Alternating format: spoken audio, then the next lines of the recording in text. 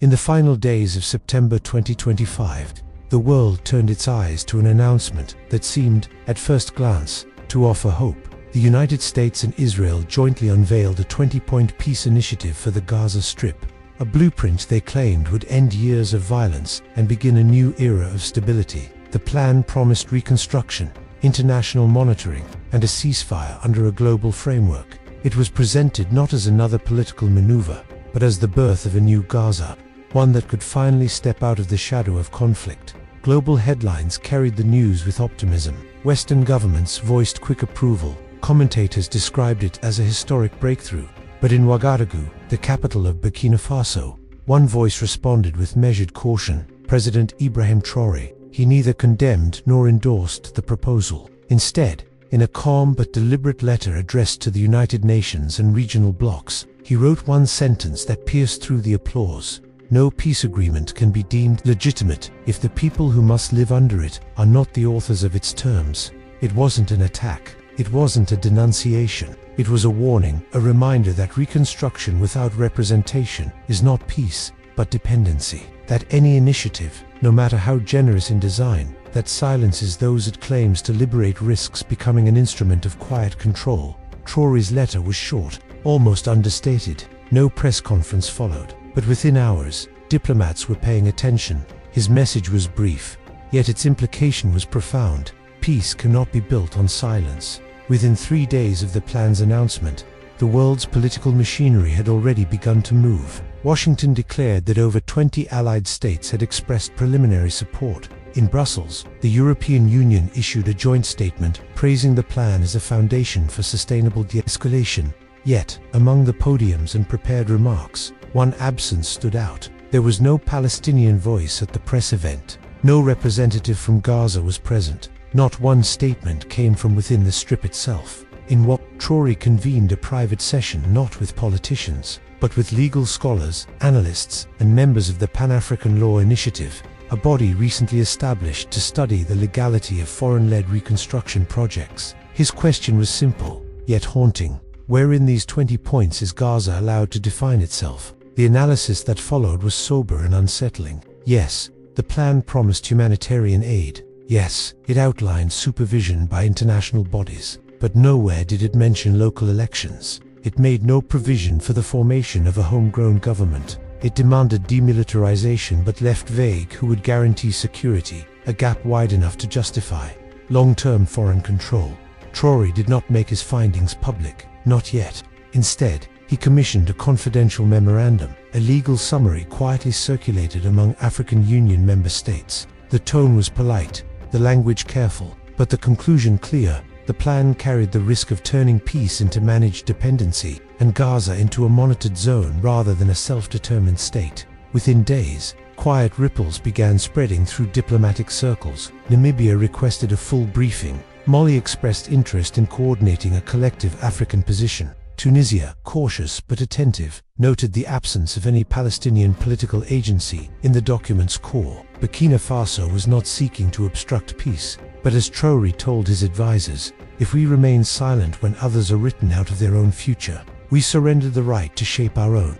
Soon after, Burkina Faso's ambassador to the African Union submitted a procedural request, the formation of a working group to examine the legal framework behind international post-conflict governance. To outside observers, it seemed like a routine bureaucratic motion, but within diplomatic networks, it was recognized for what it was, a subtle act of defiance. Burkina Faso was quietly positioning itself not as a spoiler of peace, but as a guardian of consent. In Western capitals, the headlines moved on, focused on border logistics, aid timetables, and security mechanisms. Few questioned who would govern Gaza when the dust settled. Few asked whether peace could be imposed rather than chosen. But in Ouagadougou, those questions became the heartbeat of the debate. Traoré instructed his foreign ministry to engage discreetly with diplomats from South America, the Middle East, and Southeast Asia. The tone of these talks was cautious but consistent. Burkina Faso was not challenging peace. It was questioning its design.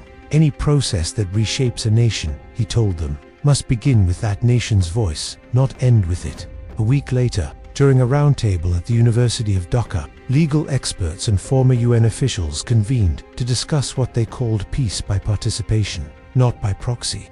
Traoré was not present, but his influence was everywhere. The Gaza plan was dissected line by line, serving as a case study in what one panelist called strategic omission, the subtle exclusion of local authority under the pretense of international stewardship. Inodis above, the African Union quietly acknowledged receipt of Burkina Faso's report. No official comment followed, but the idea began taking root. 2 member states proposed a review of how reconstruction mandates are drafted and enforced across the continent. In policy circles, a new term started to appear: cooperative mandates, a phrase meant to challenge unilateral peace frameworks built by powerful states. Traoré himself remained publicly restrained. He issued no new statements, gave no interviews, but behind the scenes, his government began crafting something larger, a multilateral platform where countries outside the dominant Western bloc could evaluate global peace plans based on sovereignty, not alignment. The move caught the attention of Western analysts. Think tanks began describing Burkina Faso's diplomacy as non-aligned activism. Some called it a reawakening of global South consciousness. Others dismissed it as symbolic posturing. But Traoré was unmoved. His aim was not to fight the West. It was to remind the world that no peace is sustainable if it is written for people, not with them.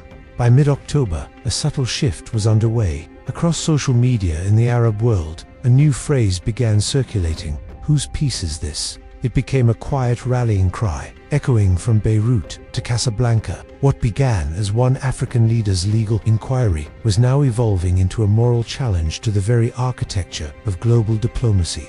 Western intelligence took note. French foreign policy briefs began to list Burkina Faso's diplomatic activity as increasing beyond regional relevance. What Traoré had done, in the span of just 2 weeks, was extraordinary. Without issuing a single threat, without a single hostile word, he had placed one powerful question at the center of the global stage: legitimacy.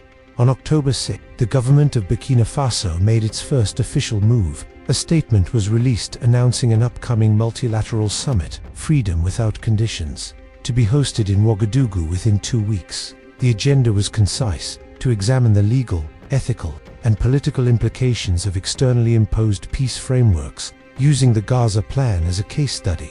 Invitations were not sent to Washington, London, or Brussels. Instead, they went to nations often left outside such conversations: Palestine, Tunisia, Algeria, Namibia, Bolivia, Cuba, South Africa, Eden, Malaysia. The summit's tone was not anti-American, it was something deeper, an assertion of principle. As Traoré's office wrote, "We gather not to reject peace, but to remind the world that peace without sovereignty is not peace at all."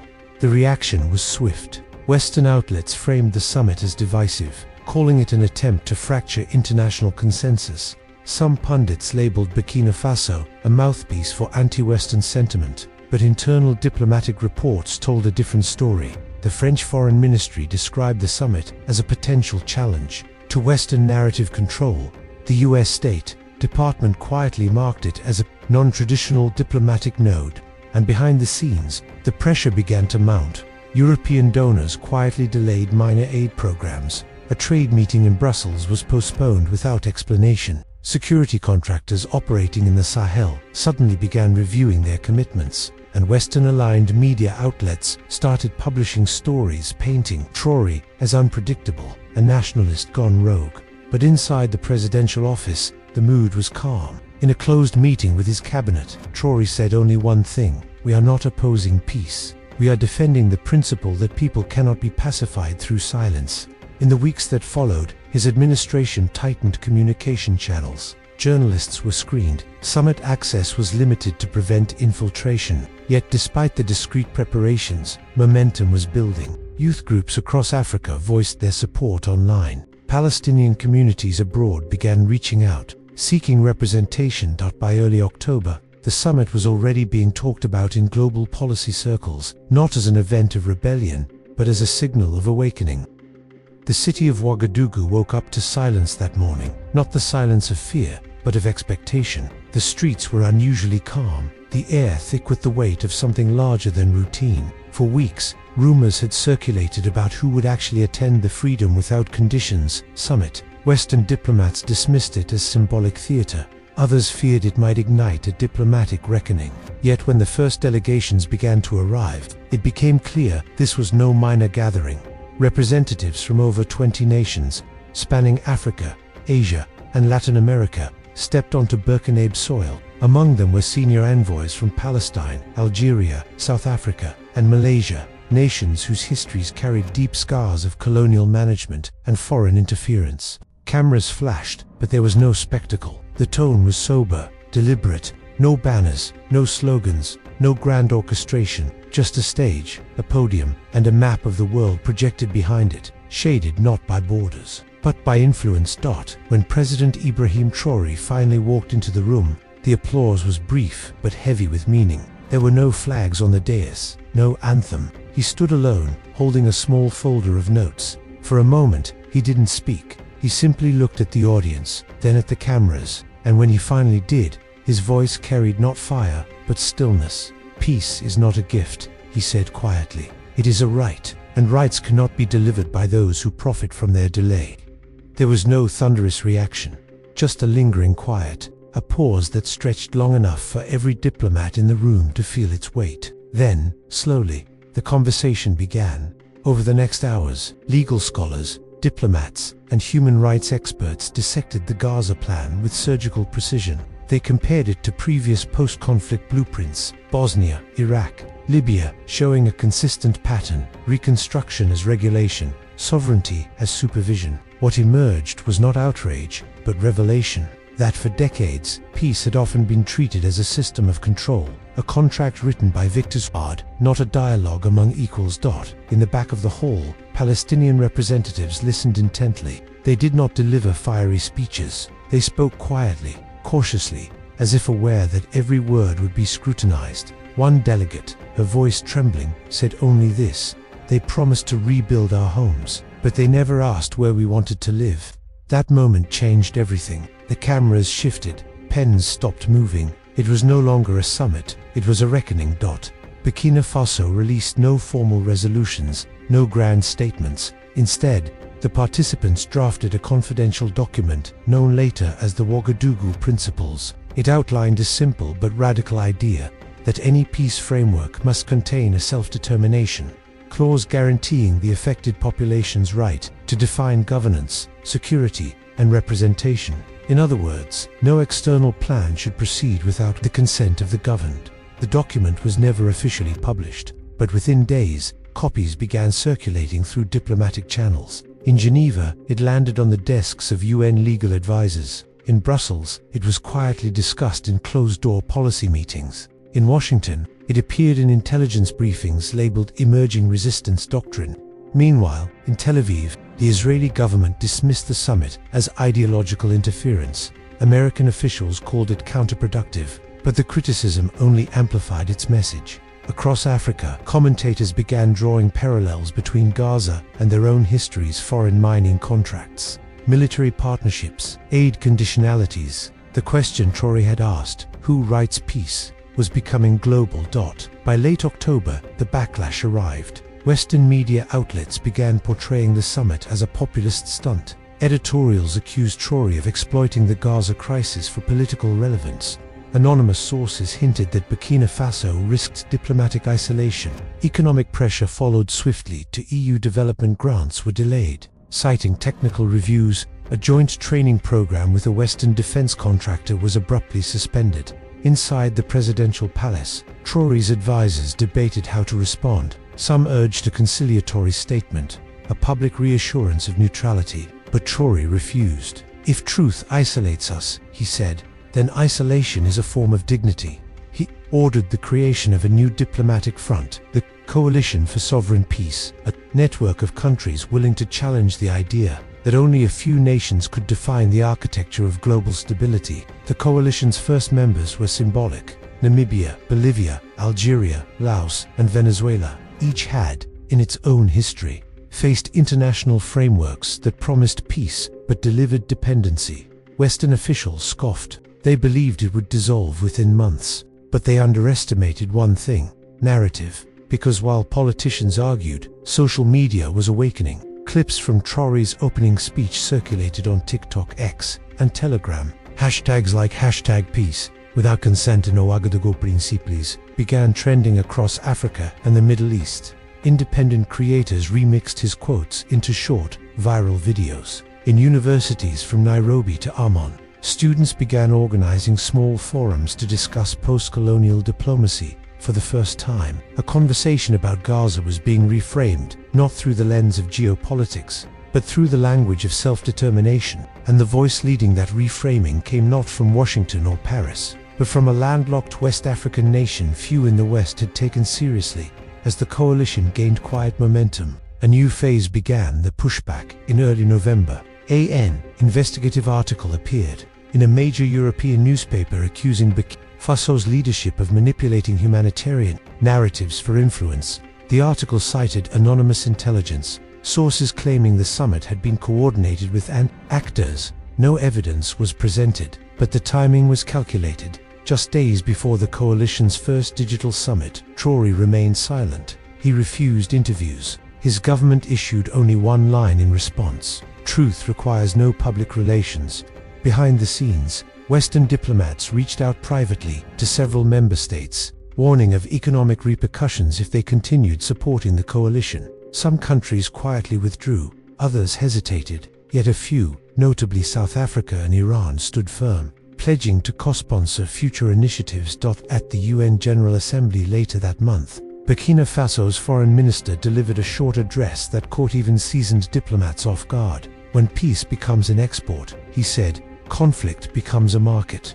It was a direct, unflinching rebuke of the political economy of intervention. The chamber fell silent. The next morning, major news outlets ran the quote as a headline. Commentators debated whether Traoré had crossed a line, but in Ouagadougou that line had long been erased. Internally, Burkina Faso's government began facing real strain. Aid reductions hit infrastructure programs. Western media campaigns painted the country as unstable. Yet within its borders, a new sense of pride was taking root. Ordinary citizens, long used to being invisible in global affairs, began to feel part of something historic, a moral stand against quiet domination. By December, the coalition's working group had drafted an official framework, the Declaration of Cooperative Peace. It proposed a global registry where post-conflict states could voluntarily submit peace plans for review by neutral, non-aligned nations, a safeguard to ensure participation and consent. It was ambitious, even naive to some, but it was also the first genuine alternative to the Western peace architecture in decades. Western think tanks ridiculed it. One report called it an attempt by minor states to play major politics. But in the corridors of smaller nations from Asia to Latin America, interest was growing. A whisper had become an echo, and the echo was beginning to sound like a movement. As 2025 drew to a close, Traoré addressed his nation in a broadcast that would later be remembered as one of his defining moments. He didn't mention Gaza, or Israel, or the West. He simply said, "Burkina Faso is a small country, but the dignity of one small nation can remind the world that no empire is eternal. If peace demands silence, then peace has lost its meaning." The world was listening now, some with admiration, others with concern. Diplomats scrambled to assess what Burkina Faso's rise as a moral voice meant for the balance of soft power. Analysts in Washington began writing papers about the new moral non-alignment. In January 2026, the African Union formally recognized the Ouagadougou Principles as a reference framework for ethical mediation, not binding, but symbolic. It was a quiet triumph for a nation that had dared to question the design of global order. And as for Gaza, the plan, heavily modified under international pressure, was delayed indefinitely. Western governments no longer referred to it as the final framework. Instead, they called it a working document. The language had changed. The certainty had cracked. From a small room in West Africa, one leader had reshaped the question, not of who owns peace, but of who defines it. Years from now, historians will debate whether Ibrahim Traoré was a disruptor or a visionary, a nationalist or a reformer. But one thing will remain beyond dispute. He reminded the world that peace, without justice, is just another word for control. And somewhere in the heart of Ouagadougou, as the night air carries the echoes of that message, a quiet truth lingers sometimes. The smallest nations speak with the loudest conscience.